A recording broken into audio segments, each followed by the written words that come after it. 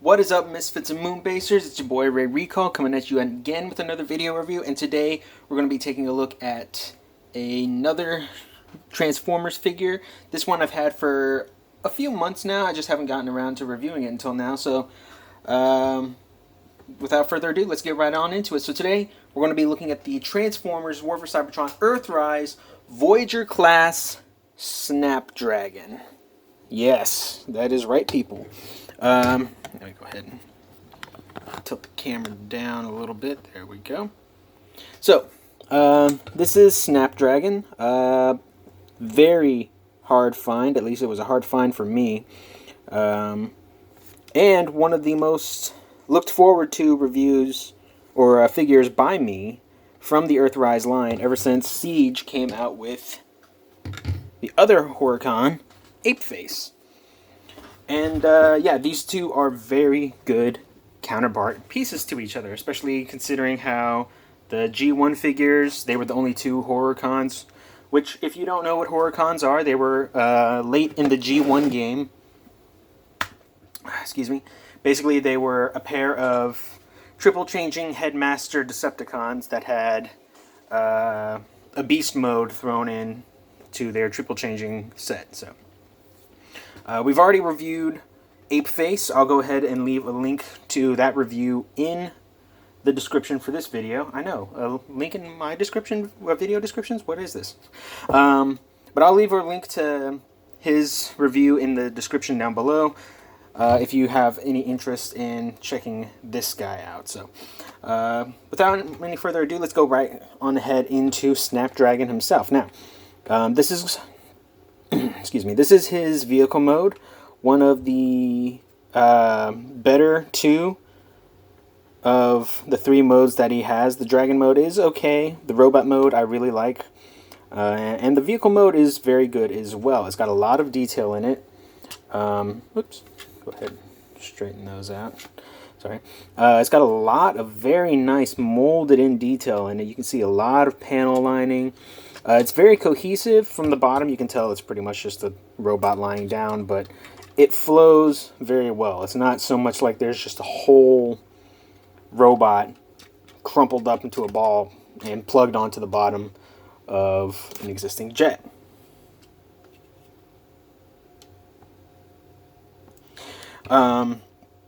So yeah, he's got a lot of good points to him. He's got two weapons here, which... you know, I prefer to leave mounted on the top, but you, of course, can mount them to the sides. You know, he's got Earthrise and Siege weapon ports galore, so you can do that. Or if you want to, you can also have them tabbed into the underside of the wings for that look. It's pretty nice. He's got a very smooth underside. He does have one landing gear in the front that is retractable, but he does sit just fine otherwise. Interestingly enough, this is one of the few flight-capable alt modes that I notice does not have a figure stand port. Like, for example, on Apeface, there's a figure stand port right there that you can attach to a flight stand. He doesn't have it, at least not in jet mode, which I was very surprised about. So that is a thing. Going ahead, the two weapons are not the only accessory he has. He does also come with his Titan Master, Headmaster, whatever you want to call it. Now, I will say, the cockpit right here is very difficult to open due to the fact that it is a clear plastic. It is able to open if you get your fingernail in there and the cockpit opens up this way.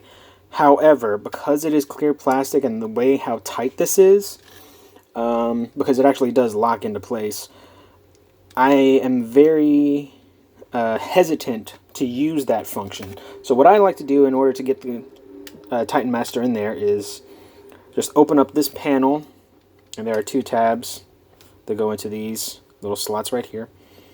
And then I just split the entire nose cone section, and that way I can remove the Titan Master. And he sits in there just fine. He has plenty of room. And if you want to open it, as you can see, there's that little clip right there. And it is easier to open whenever you have the legs or the fuselage separated. This one's a little bit harder.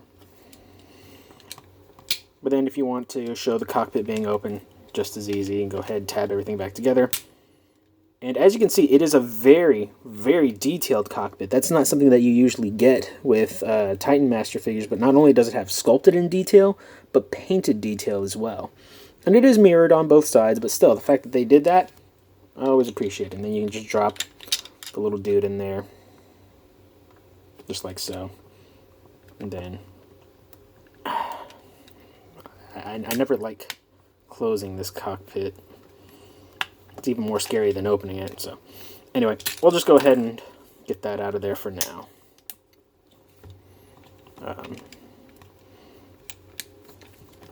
Yeah. And then, since we have him out, let's go ahead and take a look at the Titan Master. Here, not included. So this is a... he isn't named expressly in the instructions. I'm not even sure if he's named expressly in the related fiction to him.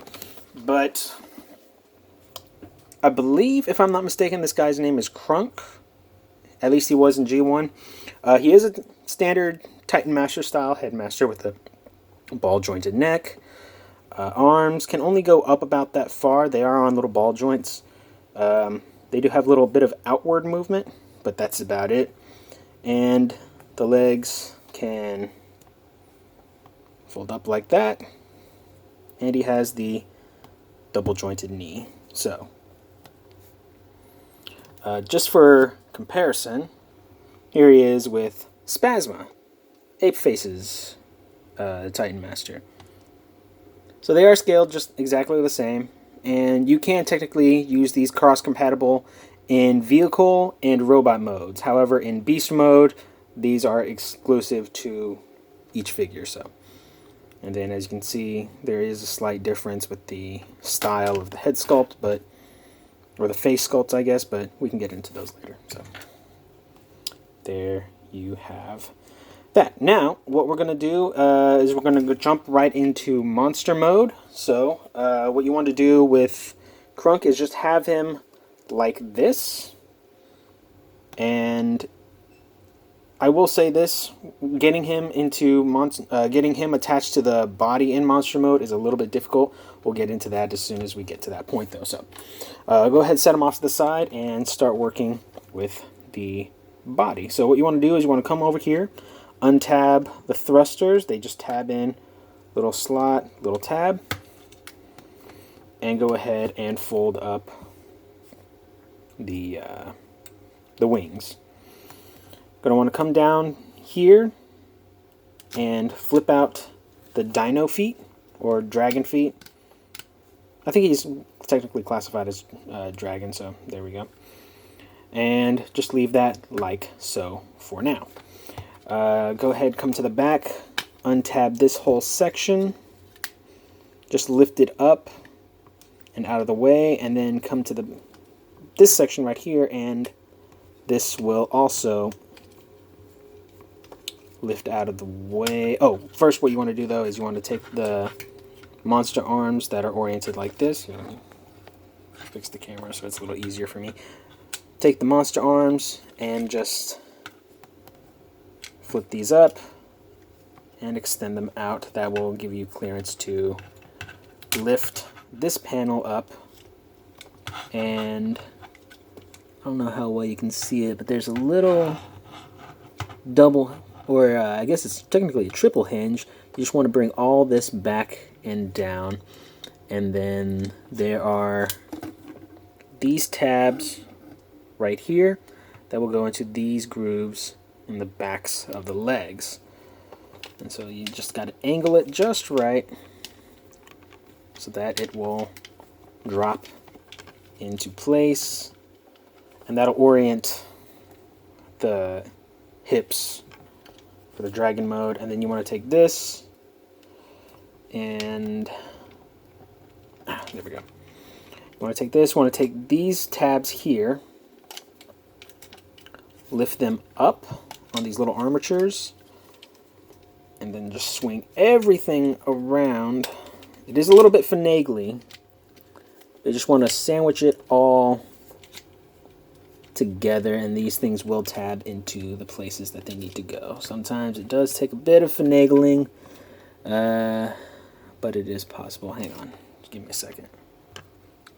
Alright, my mistake, I got a little bit ahead of myself. You want to leave these struts tabbed into this panel, and then just bringing this down, and there are tabs, little black tabs that'll go into little slots right in there. You can see where that's tabbing in. So just tab that together like so. And then for the tail, just take the tip of the nose cone and angle it up a little bit. There you go. You can take the legs, orient them how you want. Take the arms, bring them down, orient them like that. Then you're going to take this panel right here, flip it open, and then pushing down on this, I found is the easiest, will help you to unfold the whole head assembly like so. Now, this is the tricky part. You need to be able to clip Krunk in this position into the dino head. And as you can see, these little fins on his arm will actually fill in the eye portion of the dino, or the dragon head. This is one of the toughest Titan Master connections I have ever had the mispleasure of dealing with. So much so that even whenever I have it tabbed in correctly, it is super, super difficult to either untab it, or it just will take me 5 tries. One thing I will say is that this little screw, if you can tighten this screw, that'll keep the head from wiggling about too much, and it'll help you be able to get it in there. Now, I have never been able to do this on the first try, so I'm going to do this off camera, but I will show you the orientation once I get it done. Now, as you can see, you want the head to be tabbed in like so. You can probably see it easier from the front. With the robot mode head, let me see if I can up the brightness. You want the robot mode head for the Titan Master to be facing forward when you plug it in, and then the eyes will be filled in. And then once you're done with that, drop the head down and orient the Titan Master legs until they look like the dragon jaws, which sometimes takes a little bit of finagling, but it is doable. There we go. There we go. That looks about accurate. It's not going to be perfect, but... And then once you're done, you take the guns, tab them in to the back, and there you have Snapdragon in his beast mode. And as for looks, Snapdragon looks pretty good. At least for a mainline retail version of Snapdragon, it is amazing. Now, I will say that there are some third-party companies that have done this concept way better, but I'm not about to pay $90 for a Snapdragon figure when I don't have a complete connection to the character. I just like the concept. So, for what I paid, which is a Voyager price scale, Voyager class price points, I should say, you get. I'm pretty satisfied with it. You do have some articulation. The head can look up and down a little bit, but it does kind of ruin the sculpt. The neck can look up and down, like so. The arms, the upper shoulder is on a hinge that can technically do a full 360 if you move certain things out. Actually, no, there's actually a stopping point right here. because of this little bump right here in the sculpt. So it is a little bit limited. The forearms are on ball joints with a 90 degree bend at the elbow. Hips are going to, or well, I should say the legs in general are going to be the robot mode arms. So you do have full 360 in and out. That's somewhat limited because of this part bumping into the actual sculpt. A rotation right here. Knee that gets just about over 45 degrees of bend. You get foot tilts up and down. And then at the tail, you just get this tail tip bend. So yeah, articulation is a little bit limited, but it is still a very nice looking figure, especially when compared to his companion piece, Horrorcon Ape Face.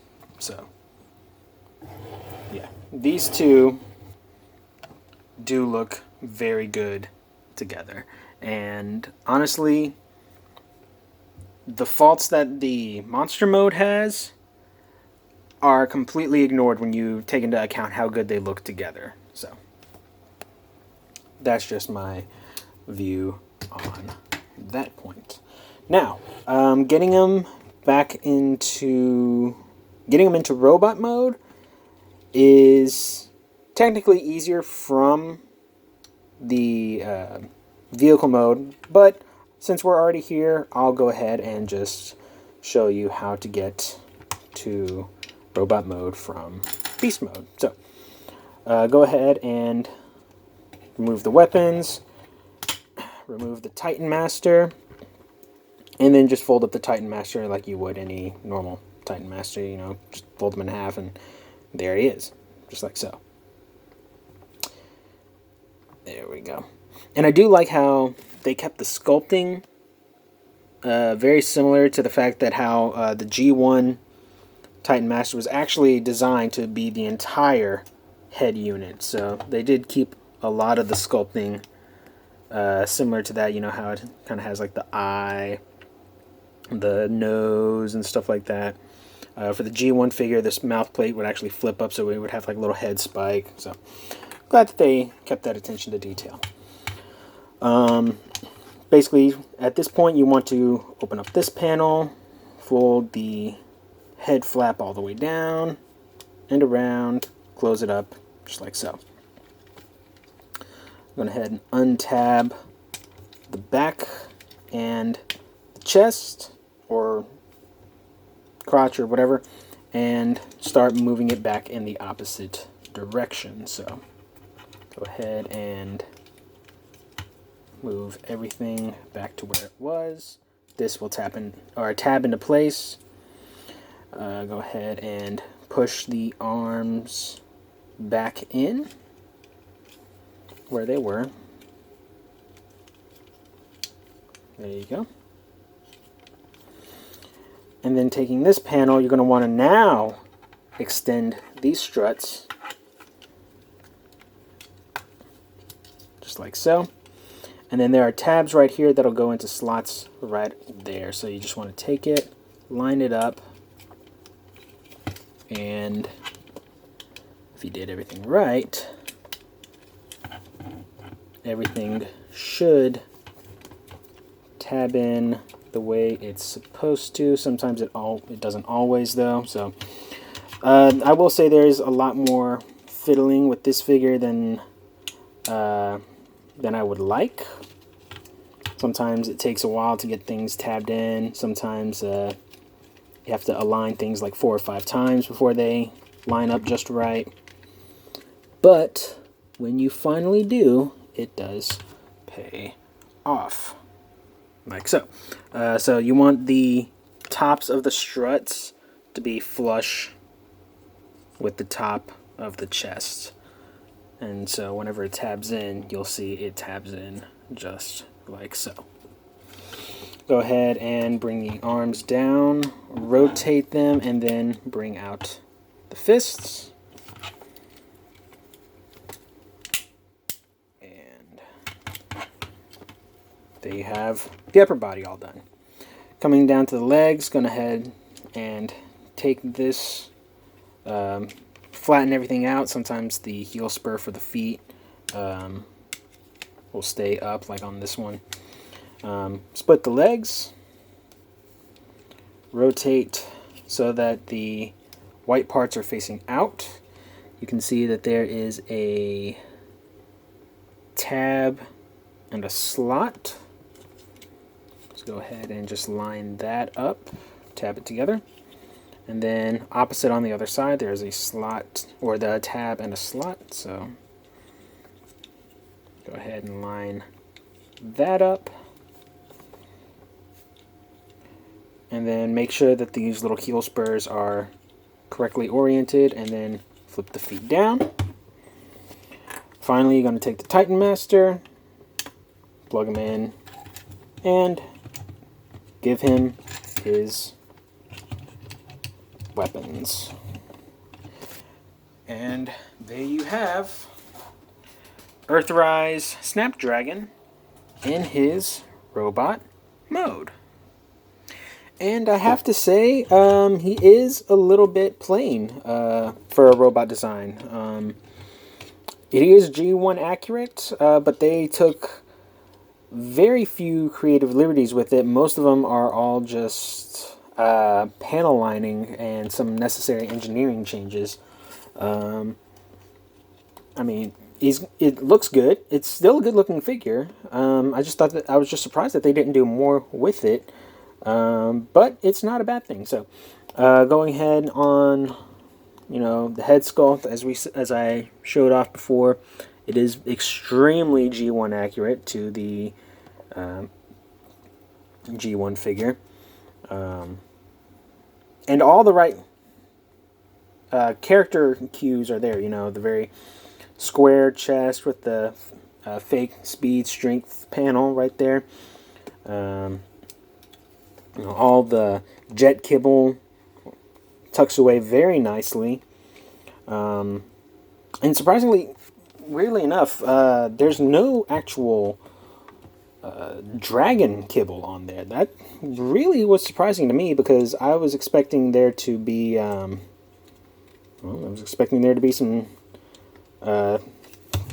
mode kibble in this. With most most triple changers, usually there's elements of both modes present, or the other two modes present in each mode. Like, for example, with Ape Face, you could see in jet mode the very clear monkey feet. You could see in monkey mode the very clear jet cockpit, and then in robot mode you could see all the elements. Here, you only really see elements of the jet mode, and if you're really looking for it, hints of the dragon mode feet. See? But other than that, he has a very clean robot mode. So I don't know. I'm kind of put off by it, but I'm also digging it at the same time. So then again, what do I know? Anyway, getting down to it, articulation. His head is on a ball joint. His arms can do a full 360 if you keep kibble out of the way. They can go out all the way now. Bicep rotation, that is very tight. Just around 45-degree bend at the elbow. Nothing at the wrists. He does have something over Ape Face in that he does have waist articulation, which I was pretty surprised about. Legs can go forward that far, back all the way, 90-degree bend at the knee. His feet, due to transformation, do have a forward tilt, and then he does have about 90 degrees of ankle tilt. So posability on this guy is very nice for how simple of a figure he is, and I really like that. And just as a final comparison, here he is with his partner Ape Face. There we go. Let me just get them standing straight up so you get a better idea of the height. There we go. And they are about the same height at Titan Master level. This nose cone does stick up a little bit more, gives Ape Face a little bit more presence, but it is minor. And then just as another, why not? Just as some more size comparisons, here he is with Voyager Thundercracker from the Siege line. That's the Cybertron version of him. And in the Earthrise line, here we go, Optimus Prime. So, there you have that. So, final thoughts. I was super hype about this figure whenever he was announced because I had picked up Ape Face, and I knew if there was an Ape Face, there was going to be a Snapdragon, and having seen third-party company versions of these figures, I just wanted some version of these figures in my collection. And I'm glad I got them. Let me go ahead and see if I can reduce some of the glare there. As far as... There we go, that's much better at reducing glare. As far as quality of the figure, very solid figure, and I really like the super clean vehicle mode and the very nicely articulated robot mode. The monster mode, I could take or leave. I wouldn't display it in that mode on its own if I only had that figure, but fortunately I do have Ape Face, and if I wanted to display them in beast mode, they look perfect side by side in beast mode. Price point, Voyager price point, pretty good. He looks good in my collection, especially with the other Decepticons. Availability, I was only able to find him once at a local retailer, and that was a few months ago. Now, I will say that in Texas, as of right now, it is darn difficult to find retail releases of figures, especially whenever it is, it's almost near the end of September, and I have yet to find any Wave 2 Deluxes at any retailer that I've been at. So finding this guy would probably be hard if you're just looking at retailers in person. Online retailers, I'm sure plenty of them still have versions of this figure that you can pick up, or I should say copies of the version that you can pick up. The only thing that I really have a problem with, as in functionality, is getting the Titan Master into the Beast Mode head. That connection is super tight.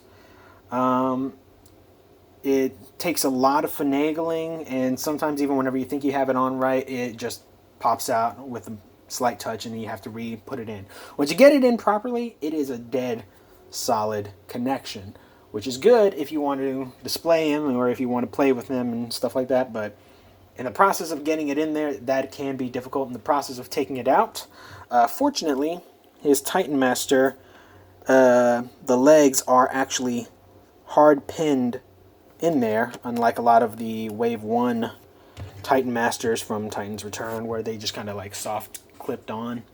So pulling them out of the dinosaur or the dragon head, you can, pull on the legs, and that'll help get them out of there a little bit easier. So, and then of course the cockpit, the fact that these panels clip in and yet are made of that clear plastic, I'm just so afraid that they will crack over time,